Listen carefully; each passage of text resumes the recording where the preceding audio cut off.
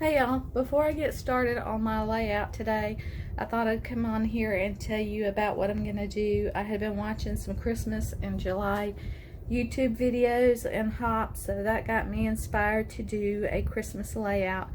I'm going to do a layout with just this one photo, and it is not a good quality photo at all, but it is all my family and my cousin and her significant other from Europe that came, and he took a picture with his phone, but since they were from Europe and so he had to put it on to get it to us, he had to put it on that WhatsApp, so it kind of downgraded the quality of the photo a little bit. But for me, it just kind of captures about family dinners that we always have together, and we're in my mom's dining room, and she puts up several Christmas trees, so there's one of her trees in the background. So what I'm gonna do is a part of a sketch from Scrapbook Generation.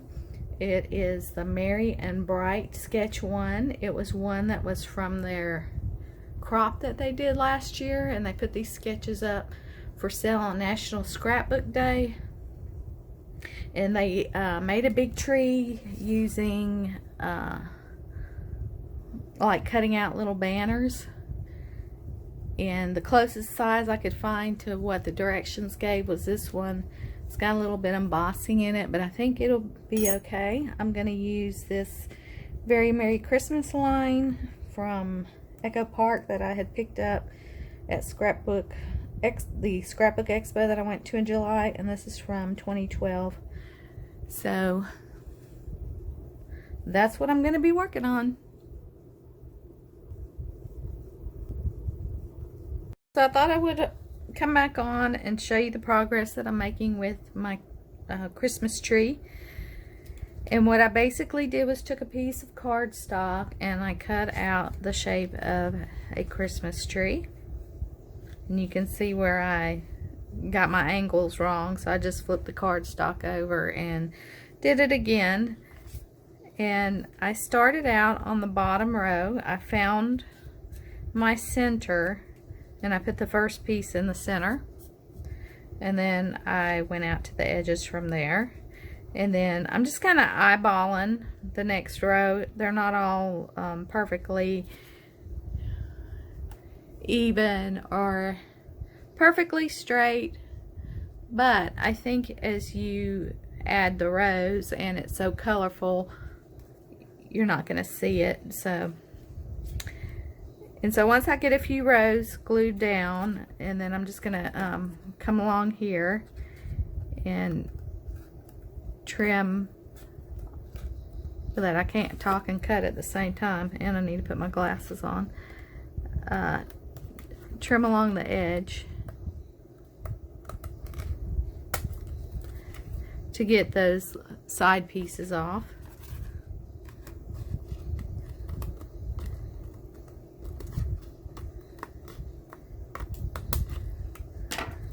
And then save these, if you have a piece that's big enough, save those, because you can use them on an end piece, like for example here, because how I'm lining it up is I'm putting the center of my banner in the middle of the two banner pieces, and that's kind of how I'm lining them up. So if I glued that one down, I got a little piece right here. I can take, say, this piece that I cut off and put it right there and trim it,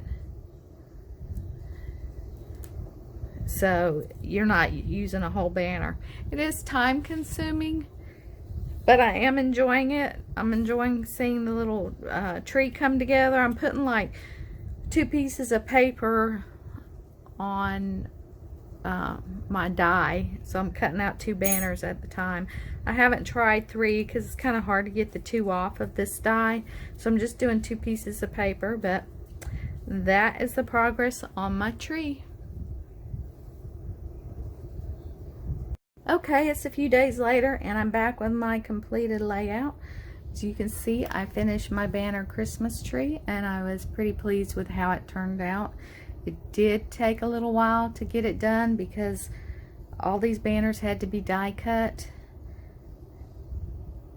and then you layered them, so like half of the banner is covered up from the piece laying on top of it. So it did take a little while, and I would be interested in trying this technique again with a different pattern shape, you know, base, and then using a different collection, something other than Christmas colors, to do a different page. But I kept the rest of my layout pretty simple because of the tree was so busy, and the photograph is a busy photograph, so I wanted to keep everything else pretty plain. So it's just a piece of pattern paper with the red rectangle piece on top of it. Cut 3 strips of paper, 1 on the left and 2 on the right. These 2 are the same size. This one is just a little bit wider. And then I ran a line of stitching down each side of the strip, and then a little sticker up here for the tree topper, a gold title, Celebrate, and then my journaling, which I have to go back and erase the pencil lines once I find my good eraser. I thought about doing some cream colored journaling strips, but I thought it would just take away from the layout, so I just opted to write on the actual pattern paper. And I took my T-square ruler and then drew some straight lines lightly with pencil and did my journaling, and then I have to go back and erase those pencil lines. But I was pretty pleased with this layout and how it turned out, and I really enjoyed making it. Like I said, it did take a little bit longer than average, but it's not something I would do for, you know, every photograph I want to create a layout for. This was just my immediate family, and we were all gathered around the table, and we always do family dinners at my parents' house. So this just not only brings back a memory of that holiday when my cousin and her boyfriend were here from Europe, it just brings back memories of all kinds of family dinner. So I wanted to capture that moment and journal about it.